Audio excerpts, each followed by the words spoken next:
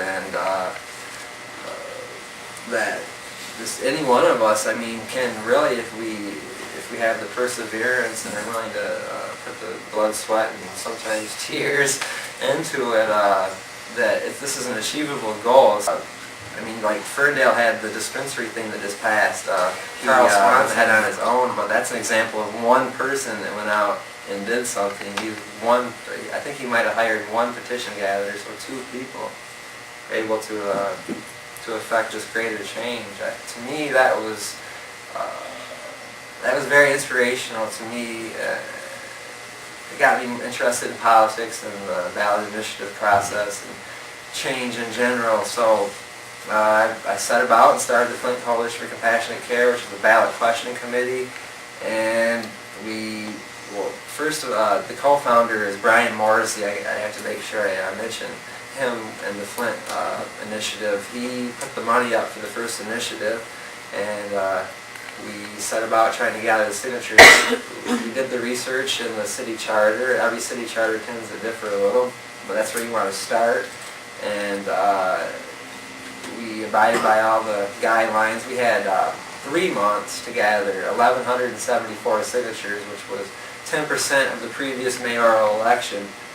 And we used all of our days and did it, and waited till the last day to turn our properly. And there was a little clerical error that they reserved the right to fix it. The city council did, but they were too chicken to do that, and so they basically pushed us off to, that was a 2006 ballot, or 2005, excuse me, and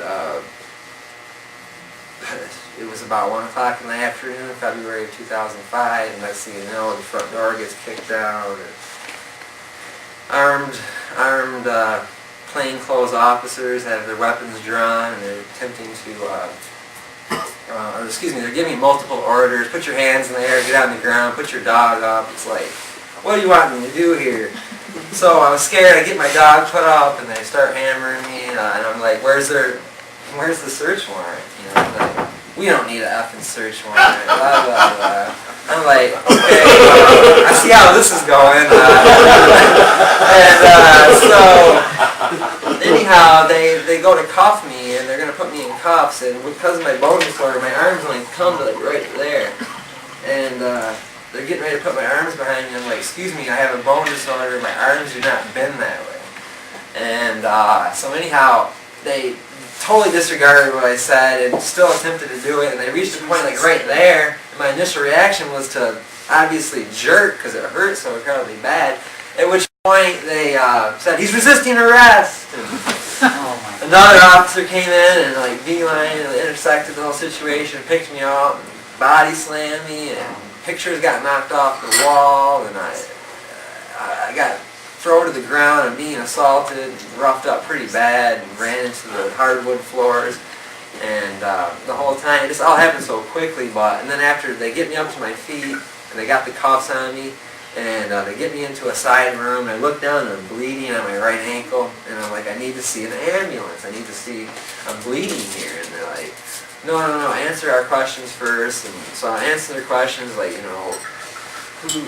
what's going on here? Is there any drugs in the house? And just immediately I realized this is a time where like I need to use this as an opportunity to further the cause, and I thought that I could use it to further the cause, so I just immediately took the heat for everything. I was like, it's all mine.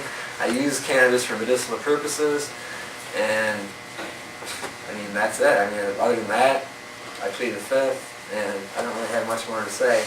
And they went through the house, and they just totally destroyed the house, ripped the ceiling apart down the basement, and all they really found was a little under an ounce of commercial marijuana, and 12 seedlings were like this tall.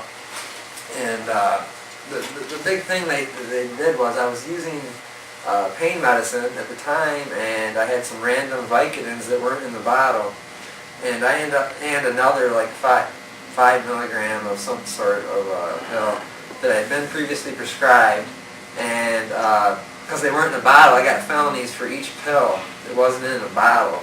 So by the time it was all said and done, I had 6 felonies. And yeah, so I'm sitting there at the diner table. I'm like, oh my, what's going to happen here? And I mean, they're just brutal. This is just, I want to give this, show you guys how these undercover narcotic agents, I don't know how they live with themselves. Some of the stuff they're doing, like, here I am in tears, in pain, bleeding, asking for an ambulance, and they're telling me, oh, you're full of shit, you don't have a disease, you're faking it, you're such a loser, you're a piece of crap, shut the hell up, elbowing me in the face, telling me if I don't shut up, they're going to take me downstairs and hog tie me and whip my ass. I mean, like, but at the same time, I think it's important to talk about. I mean, I didn't really think that something was going to happen, like the hog taking me downstairs, but it's like they created this air, this atmosphere where maybe it could happen. It's like, geez, talk about the Gestapo here. And anyhow, so it comes to the point where they found everything they needed to find to have a case on me, and I mean, and they were totally zealot. They're totally zealots about it too. Like, they found some bubble hash, and they're like, bingo, black tar heroin. We found it. We can go now. And I was like, I don't have any black tar heroin. This is all, you know, this is all. It's just bubble hash. It's just marijuana, and they didn't want to believe me at that point, but. So it comes down to where they're going to take me to jail because I took the heat for everything. And so they're getting ready to take me out. They're like, put your shoes on. So I tried to put my shoe on, but my ankle's so swollen, I can't get it on. It's bleeding. And I'm like, I think I need an ambulance once again. They're like, no, you don't. And they brought a paramedic in to try to convince me that I didn't need an ambulance. It's like, you don't need an ambulance because it's just like falling off a bike. It's just like a scrape.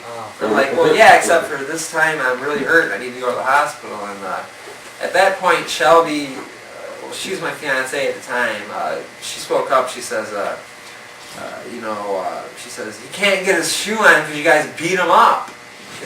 And they're like, that's it, you smart ass. They're like, charge her with everything that he got charged with and slap resisting arrest on his. And so I'm like, oh my gosh, the plot thickens. And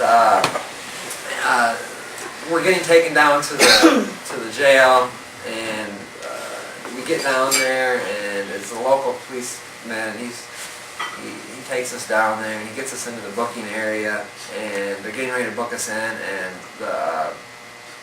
the nurse comes down. I told them I needed to see the nurse, and the nurse comes down, and she says, I can't accept him, lodge him, he's too injured. And I was like, exactly. She's like, he needs to go to a hospital. Exactly. Justice is finally being given here. I said, thank you. I mean, I hated to see my wife being hauled off to jail, of course, but I was still like, yes, justice is being served. I might be cuffed to a hospital bed, but at least I'll be more comfortable than a jail cell. And so it's kind of funny because. And then I walk down after the cop car, and I'm like, okay, we're going to the hospital, and the cop goes to get in the vehicle, and he had locked his keys in the car. Oh my gosh, I go and sit in a wheelchair off the side and wait like 15-20 minutes like for them to get the car keys out of there, and they finally get it out, and I'm sitting at the back of the cop, and I'm like, great, which hospital are you going to take me to? Because there's 3 hospitals within 5 miles. And he says, oh, well, and he had to drive by 2 of those hospitals. He says, well, I don't have enough time to take you to the hospital right now. I'm just going to take you back home. Oh. And I was like, this is totally insane. So I asked for it. And so I went back home. My mom ended up taking me. To say the least, I got documentation of everything. And I was like, I knew I had a lawsuit there. I was going to try to pursue it. I retained Buck Davis of Detroit here. I guess from what I found out was he represented Rosa Parks fresh out of law school. That's pretty much it. Thank you.